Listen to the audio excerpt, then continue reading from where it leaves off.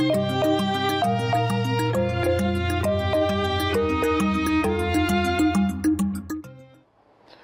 morning and welcome to The Big Story on The Break Live. And this is Dominion Television. Today we turn our focus to the political tremors shaking Osun State. In what many observed and many observers have described as a strategic recalibration ahead of the future elections, 6 lawmakers have defected to the Accord Party, a move that is already generating ripples across the party lines. Is this merely a protest against internal party dynamics? Or does it signal a deeper restructuring of Osun's political architecture? Could this development alter voting patterns, grassroots mobilization, and the coalition building ahead of the next governorship election? The topic this morning, shifting alliances, how the defection of 6 lawmakers to Accord Party could reshape Osun's electoral map. Joining us to dissect these implications is Honorable Molaja Olaoye, an APC chieftain and public affairs analyst. And I am Samson Balogun. Thank you for joining us on the show this morning. Osun State's political history is no stranger to dramatic realignments, from razor-thin electoral margins to fiercely contested mandates. The state has consistently proven that its electorate is highly engaged and unpredictable. The next Osun governorship election is scheduled for this year, 2026, in line with electoral timetable of the Independent National Electoral Commission, INEC. With less than a year and a half to that critical contest, every political movement now carries strategic weight. The defection of 6 lawmakers to Accord Party raises several pressing conditions and questions. Is this the beginning of a third force resurgence in Osun politics? The APC, the PDP, and now Accord Party. Are we witnessing dissatisfaction within dominant party structures? Or is this a tactical alignment aimed at negotiating power in 2026, this same year? There have also been discussions in political circles about legal matters involving political parties and compliance with electoral regulations. While INEC has constitutional authority to deregister political parties that fail to meet stipulated requirements, such as electoral performance threshold, as of now, the Accord Party remains a legally recognized political party under the Nigerian law. Any speculation about the registration would depend on concrete legal proceedings and formal decisions by INEC or competent courts. For the All Progressives Congress, APC, this development carries layered implications. Defection can signal internal fractures or strategic exits. They can also serve as a wake-up call, prompting reorganization, reconciliation, and renewed grassroots engagement in Osun. If the lawmakers command strong local structure in their constituencies, the APC may face voting dilution in certain strongholds. On the other hand, if the party consolidates effectively and strengthens its base, the electoral impact may be contained. Beyond party arithmetic, the real question is this: will these shifting alliances translate into votes on election day? That is what we examine today on this show. And I have with me in the studio Honorable Omalaja Olaoye. Good to have you on this show. Good morning, Samson. Thanks for having me here today. And for the viewer at home or watching us and listening to us, I say good morning to you as well. While you were perusing the pages of the newspaper, you saw the headline. I saw 6 lawmakers. I think they are leaving all, their current political parties and moving to Accord Party. I think all of them are going to Accord Party, and it's a welcome development because people believe in certainty to uncertainty. When you are talking about the certainty, no matter how Accord Party is very small, it's very certain because it's not having these ESCO squabble or legal squabble. So they are much on ground with all their executive. But when you are talking about PDP is an uncertain political party right now because of the legal squabble that is going on and wrangling. So I think they are going to be able to solve it if they are ready to solve it. So for now, them jumping the ship to Accord Party is well expected. So what would you say is the real reason behind the motivation for these 6 lawmakers to move into Accord Party? Is it ideology, ambition, or internal party grievances? For now, I don't think anything has to do with ideology when you are talking about ambition of people who want to contest for Is it safe to say it is about ambition? I think it has to do with ambition. Ambition first before any ideology. Even when you are having ideology, if you don't have any platform to exhibit your ideology, that means it's going to be zero. It's going to be nothing. So it has to do with ambition, in which they have to keep in line with what is going on. So are you going to describe this political as a political protest, or it's a realignment for the 2026 election? It is not about realignment. This is what we are talking about. A lot of political giants are right on the floor of INEC mistake in 2022, and it's not going to repeat itself. That is why the INEC themselves have getting their act together, and they are looking about a lot of legal loopholes. You must remember that somebody like Peter Obi doesn't even have his name in the register of Labour's Party before he joined Labour and before he even contests election. But now, with INEC timetable, all of them you have to, before in the next 30 or 40 days, or you are going to make sure align with the political party. You must align with the political party. You must be a card-carrying member. Card-carrying member, because they are not joking with it. In the constitution, if you carry 2 political party membership cards, it's a way to prison. It's there, boldly written in the constitution. So now, and a lot of us have been so naive and ignorant of the law, and we are really just breaking the law all the time. How difficult is it for Nigerian politicians not to queue on 2 lines? Yeah, that is we are going there right now. This is a very good development for me, for a lot of us. Is either when you are in a political party, if you find yourself you don't have any alternative, you rather keep aloof. You might not even vote for, but for you to jump to any political party, it is not going to happen again. You must be able to be on ground and have your feet on ground, so you are not going to be laboring with different political party all the time. So with this, is a good development, and it is going to be disadvantage for those opposition who has been clamoring for only transmission of election result. Transmission of election result, the INEC Elsman, Anquita said it, that even they are having problem in one of the political, what's it called, ward in Kuje, that they cannot be able to get in touch with all those who are on ground, INEC staff. They were calling them, they are calling or are not going, that they have to receive the same result of the election the next day. You are talking about how far is Abuja that is not going to be covered by all the network. That for you to know that for the our legislature to have said, to have given that clause on the transmission of election, that wherever there is no network, they can be able to use from easy or whatever. Amukuto also said that it's not just about internet reception anymore. Even logistics might be a problem. A lot of things. We have witnessed what happened in Ijo area, where in a place like Bayelsa, that a bus capsized, and with a lot of places they cannot be able to receive all these, have this internet connection. We knew, but the opposition are just playing to the gallery. It has this reflect in the last election, and if it's not so, they can come and they can come and tell the whole world probably what the INEC man was, whether he's lying or not. So I think there is a lot of loopholes. These loopholes that have been blocked, it is not like I expected. What's it called? Peter Obi to join political party that he thinks is going to be able to realize his ambition. Instead of him, I don't think ADC is for him. Now let's go back to Osun State. Yes. And let's talk about the movement from their political parties, PDP in some cases, to Accord Party.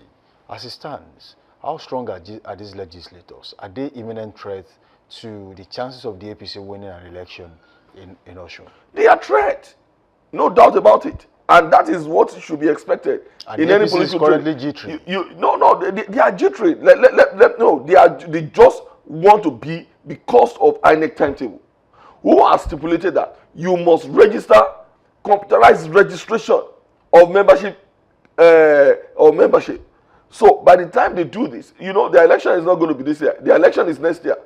They have already put themselves, they know where That's they why I belong. was about to ask this question. They are not even affected by the upcoming election. They still have ample time. The PDP might still restructure before then. The party might be back on the same table. But is it because of the governor to give him support? That's why they are in a court. I don't think it has to do with governor. I think because they knew if PDP doesn't get their act together in the next 2 months, there is no hope. Let me be sincere with ourselves. And again, it's better they are aligned with Wiki or any other one. And which one are they going to? They don't. That is what I'm saying. It's about uncertainty. That is why a lot of somebody like them, they don't need to gamble. Others can be able to gamble. Who doesn't have? But they are on the seat already, and they have to secure their seat. And we just like to clamor and talk about all the political parties, despite the fact that they has name. If you are sure of yourself, politics is local. If people accepted you, whether you are in a core party, whether you are in ADC, whether you are in PDP, whether you are in APC, no matter party you are going to win election. But we so much fixated on big political party. That is why a lot of them are taking advantage. So now, for them to, if they can be able to secure, they have a place, they know their ambition is secure, why not go in there? And all they have to do is to be getting along with people of their constituents. When they are getting along with people of their constituents, I am telling you, they are good to go. So does this look like a further crack in the APC? Like how? How will they be affected? They are not affected. A lot of there are so many candidates. Are you saying APC is not affected in any way? APC is not affected. I'm telling you, they have their member. They have their member, and it's about try. It's not about winning all the time. If they with all about I think the Osun State has about 26 legislators and 25 belong to PDP. One of them belongs to APC. Who knew that kind of person can be able to win election? But because people believe in him and they voted him. So now, it is better to have even 10% of something rather than to have 100% of nothing. What these legislators are doing is right. They knew they have the platform to realize their ambition. All they have to do is to campaign vigorously, get along with people, and if APC relax, they are going to lose in some consistency. So that is what I think is happening. Now, let me take a paragraph from this particular story, and then let's talk about these lawmakers that moved.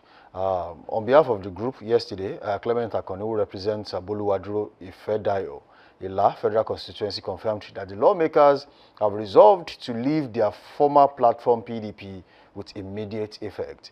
Akoni named the defectors as Maruf Adewale of Oshogbo, Olorunda Urulu Irepodun Federal Constituency, Bamidele Salam of Ede North, Ede South, Egbedore Ejigbo Federal Constituency, Soji Adesoji of Ikirun, Boripe Oduotin Federal Constituency, Mudashiru Lukman Alani of Iwo Ayedire Boluwaduro Federal Constituency, and Lanre Oladebo of Ayedade Irewole Ishokan Federal Constituency. And on behalf of his colleagues, he said they have come today and they have moved to a Accord Party. Akani told members of the gathering. He also urged supporters to participate actively in the forthcoming governorship election scheduled for 15th of August 2026, advising them to remain in the polling unit after casting their votes. That aside, and then he also went further to say a projected electoral success for the party, stating, with our projections, 80% of the votes will go to Adeleke, while the other party will get 20%. We will win and all of us will be alive to witness it. Which party is the other party? Is it your political party? Yeah, that is what he's referring to. I will believe. And you can also believe. Is it safe to say that to or like our political party, but all he was saying is dream. He liked to dream. Because during the last election, how many votes did Aleke use to beat APC? Probably about 27,000 votes. So what he's trying to say, if I may interpret what he just said here, it means that he's saying in Osun, there's only one political party, or maybe there are two political parties. And he's saying it is Accord and others. And he's referring to your political party as the other party. He might say that. What does that mean for your party's chances? The chances of our party is so great. Because I'm telling you sincerely, Osun is progressive to the core. They are able to ride on electoral jackpot. When you are talking about the last election with Adeleke, they have seen what he's capable of. He has already exhibited all the power he has, despite the fact that his administrative and governance system is very close to nothing. Now they are now dreaming. Why did some people like them have begged APC to join APC? And when the door was shut to them, that is why they have to look for alternative party like our core party. They even romance ADC. They are desperate people. And when you are desperado say different kind of things in order to be able to boost their morale or inflated their ego. That is what is playing out right now. They are desperate, and I don't think they have any way out. No, let's talk about. You said they don't have any way out of all of this, but they have 6 members of the sitting House of Rep members. All of them who have gone to the Accord Party. Yeah. And of course, you cannot also underestimate the fact that members of the Osun State House of Assembly will also join them in joining hands together. They have the grassroots mobilization as it stands because every one of them are currently in power. And it is easy for you in power to mobilize your people and say, look, let's join hands with these people. What strategy is the APC planning to use for the election in 2026? Mind you, something is not about APC. There must be alternative for others to be, even if they don't have any, they cannot realize their ambition in a political party they are. They must be able to join different political parties. Nigeria doesn't supposed to be 1, 2, 3 party state. Let there be so many political parties, and those people who are popular can be able to get grant. It's too early. Now they have joined the political party. They don't need to make any mouth. Next year is coming. Let them go to the grassroots. If they can be able to campaign more than APC, why not? Let them be voted for. If APC is short, if APC is a play probably hero, they can be punished. Now they have the platform, and that is what we expected in our political terrain. Let others breathe. It is not about big political party. They can be suffering from egocentrism. Now that we have Accord Party, ADC, and so many other parties, Nigeria are going to benefit with multi-party system. Okay, let's talk about the top 5 candidates in the gubernatorial election set to happen later in the year in Osun State. And I'll be starting with the sitting governor of Osun State, that is Governor Ademola Adeleke. And his background and public life, Adeleke is the current governor of Osun State, first election 2022. He previously served as senator representing Osun West from 2017 to 2019, 2 years in the chamber. He is a businessman and a philanthropist with deep family political roots. That as an emphasis in Osun State. Also, a political move after leaving the People's Democratic Party in the late 2025 amid internal party crisis. Adeleke joined the Accord Party, meaning he's the flag bearer as recognized by INEC for the Accord Party. Moving on, let's talk about Muniru Bola Oyebamiji of the All Progressives Congress, APC. He's a professional by his professional background. Oyebamiji is an economist and public administrator. He served 2 terms in Osun State Commissioner for Finance and was later appointed Managing Director of the National Inland Waterways Authority, NEWA. He resigned to pursue his governorship ambition in compliance with electoral laws in Nigeria. And his party position is the APC's officially recognized governorship candidate after the party's internal selection process and has picked a running mate with legislative experience. And when we talk about his base and strengths, Oyebamiji's supporters highlight his technocratic management credentials and track record in financial administration as a core strength. He has also enjoyed mobilized support from party groups within Osun State. Let's talk about Adebayo Adedamola, and that is Frayo, as people would call him, of the PDP. Because in all of this, you have mentioned candidates, you have not mentioned Frayo for once. And let's talk about him a little bit. Adebayo Adedamola emerged as the PDP governorship candidate after the party's primaries. He won a significant majority of the delegates' votes in that internal process. Despite Ademola's emergence, the PDP has faced organizational challenges, including defection of key members, which raised questions about party coherence and campaign structure. Some reports suggest that the PDP's official candidate list submitted to the Independent National Electoral Commission (INEC) might be incomplete or contested due to internal dispute, though PDP's nomination is still recognized by INEC as it stands. So we also have Adeni Salahu Mustafa of the Social Democratic Party SDP in Osun. And Mustafa has been mentioned in media and party announcement circles as an SDP candidate. Like many smaller parties candidates, his profile emphasizes grassroots engagement and alternative political positioning. Now, in juxtaposition of what their profiles look like, when it comes to support, Adeleke has political roots in Osun State, judging by the antecedents of the Adeleke family, which obviously will be one of the determining factors in how people, what the voting pattern will look like in Osun. And you can say, yes, Bolo Oyebamiji has also been there. He was commissioner 2 times in Osun, and definitely one would expect that he will gain support, especially among the political elite. But comparing that, grassroots development is also very, very important, and the support from grassroots, that you cannot take away from the election. So would you say your candidate has prepared for all of this too when it comes to the forthcoming election in Osun? When you are talking about grassroots, and when you are talking about somebody who is so traditional, you are talking about the Oyebamiji, because in his life he has never been a true passport carrying member. Nigerian. He's a bona fide Nigeria. He lives in Nigeria. Does that make a difference? You also have people in your party that also have 2 passports. I am just saying, if we are not comparing me with any other party member here. We are talking about Adeleke's, we are talking about Osun governorship candidate. Do you also have 2 passports? No, I don't. I have one. And now I'm telling you. Or you used to have 2? Oh, this is what I'm telling you. I am telling you. Because you used to live in the UK. We are talking about, we are not talking about me right now. So the question is straight, yes or no? You used to have 2 passports. If I have, that means I need to be disqualified. Unless, if I'm here, if I'm there by birth, and my parents are Nigeria, Constitution is very explicit.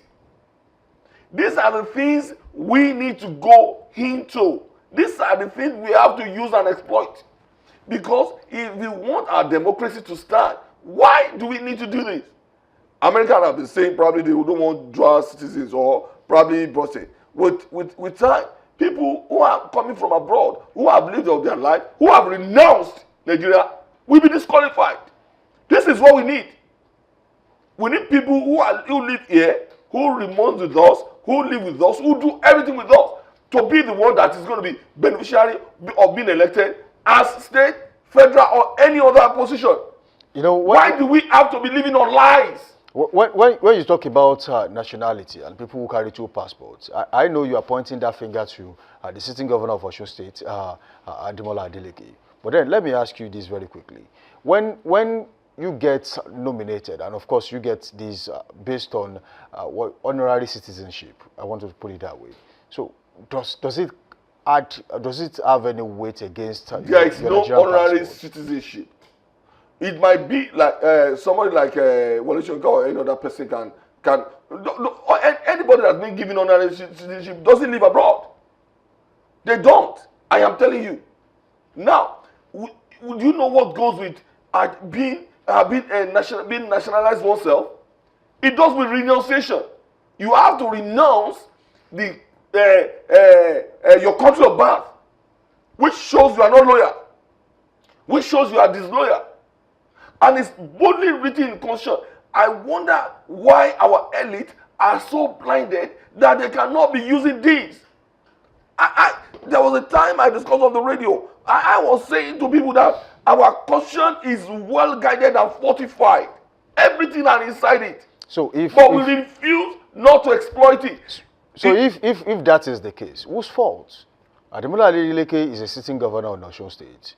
I think other candidates are gullible. I think other candidates are gullible. They should have exploited that. Which includes some of your candidates. No doubt about it. Former governor Boyega too. As small as I am, I've known this for more than 20 years. I'm telling you. I've known it because I read constitution like a book. I'm telling you.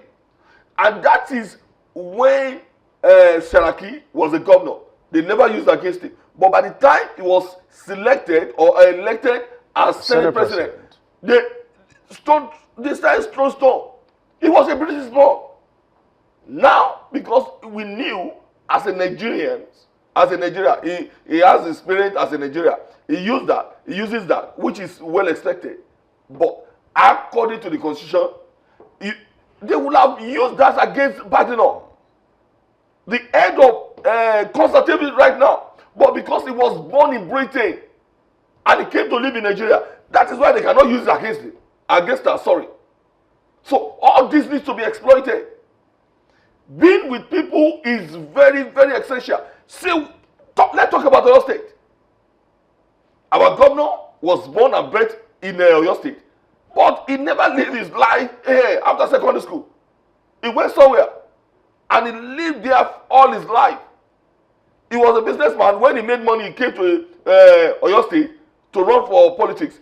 Do you think what he's doing right now is people-oriented or policy?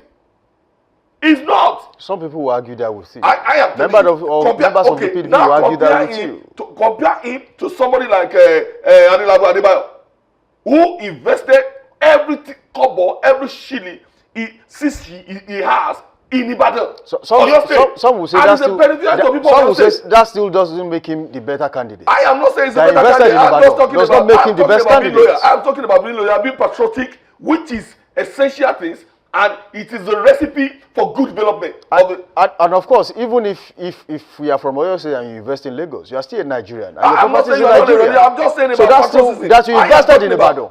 Doesn't make you the best candidate. And loyalty. I am talking about patriotism and loyalty. If your loyalty shifts somewhere, that is where you are going to be investing your money in. How about investing in where you know that the kind of business you want to do will thrive? It is different. That is the same thing. You are not loyal. So your patriotism should affect your business. What make Britain to be great? What make United States of America to be great is because those people who are born and bred there are loyal and patriotic enough to be able to love their country and just do everything they want. You see, this conversation is a conversation for another day. But let's go back to Osun State. As it stands, if you look at the current trajectory in Osun State right now, do you foresee a 3-year race, or there might likely be an emergence of a third force? There is not going to be any third force. A place like Osun State is not like Oyo State or Ibadan. And for now, a lot of people have been jarring up. I think with INEC timetable, thanks to INEC, people are now going to be prepared.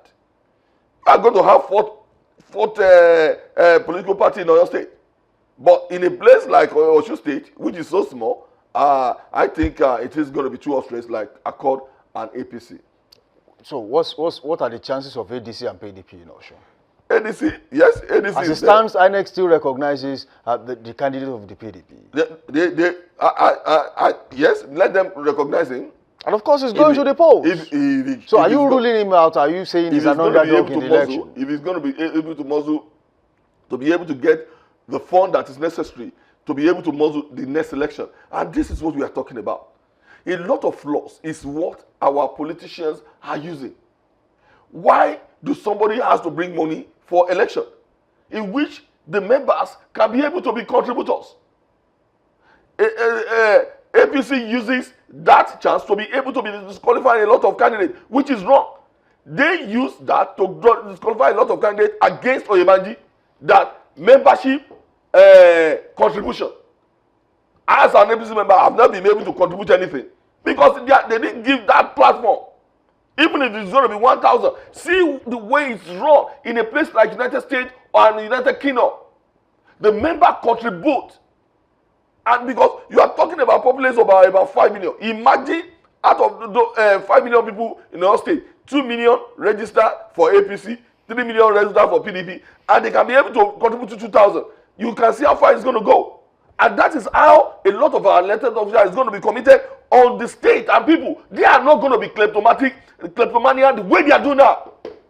A lot of our elected officers are kleptomanic. So let's talk about what the APC would need to do going to the election. How do you think they can respond strategically to prevent vote fragmentation? No. The APC is not scared of that. We need vote fragmentation. At the end of the day, it's arithmetic. Some will have 4, some will have 10, some will have 3. And the majority is going to carry the... Remember, you are coming into this election as an opposition, not the ruling party. If a party is having a landslide, it is not election. It will not make them to be serious. Let it be tight. Let it be a tight race. So they will know that they are going to do much better. So you are projecting and foreseeing a keenly contested election. It is going to be keenly contested, no doubt about Just that. like the last one. No doubt about that. But someone is going to emerge. I know APC is going to emerge. How sure are you? I am sure. Because now you are talking about the membership drive. APC is having a membership drive. Our PDP or Accord Party are not. They are not even ready for it. I don't know whether they are going to cook some books up. But they have the March and April 26th to be able to cook anything they want to cook. If they don't do that, I'm telling you, a lot of them are going to be registered, or their candidate is not going to be acceptable. So now, someone wants to know about this. Hypothetically, a court case or INEC decision affects a court party. What will happen to the lawmakers that just crossed into the political party? I think they have seen that. I think for now, they have not having any what's it called, embargo, when you are talking about court cases. So they are good to go. It's only the PDP and ADC that is having that problem. People don't even see PDP and court party. And for the fact that they have recognized ESCO right now, I think they are going to serve to any problem they have. If they don't, at least if they don't, if they have any squabble after April 26th, when the voters' membership has been registered, I don't think they can have any other problem. But for now, they see that the coast is clear when you are talking about a court party, and they jump into it. Let's see what it is. So lastly, before we go, what lessons should be learned from past Osun elections to avoid missteps going to the 2026 gubernatorial election in Osun? The last one is about overvoting and what happened there. And I think Adeleke will have learned from that. It is only Ede that is having that kind of problem. Ede. So it has never happened in other whereby you are going to see overvoting or the time of vote, the time when it's supposed to close, they didn't close it. So they are going to learn from it. If they don't learn, they are going to lose it. Honorable Omolaje Olaoye, thank you for joining us on the show this morning. Thanks for having me. I'm very good. It has been a wonderful session with you. Now, politics, they say, is the art of alignment. And in Osun, alignments are shifting once again. As 2026 election in Osun is here, the battle for Osun's political soul is gradually taking shape. Whether this defection marks the rise of a formidable alternative platform or simply a momentary tremor within established parties remains to be seen. One thing is, however, clear and certain. The road to the next governorship election has already begun. Many thanks to Honorable Omolaje Olaoye for sharing his insight with us. You have been watching the Big Story on Daybreak Live on Dominion Television. I am Samson Balogun, and the conversation continues.